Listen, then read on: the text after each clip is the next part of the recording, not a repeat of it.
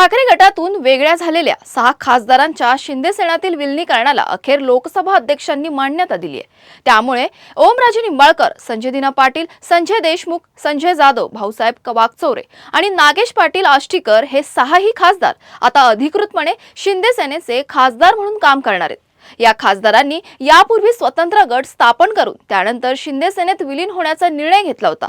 या निर्णयावर ठाकरे गटाने आक्षेप घेतला होता, मात्र लोकसभा अध्यक्षांनी अखेर विलीनीकरणावर शिक्कामोर्तब केलाय।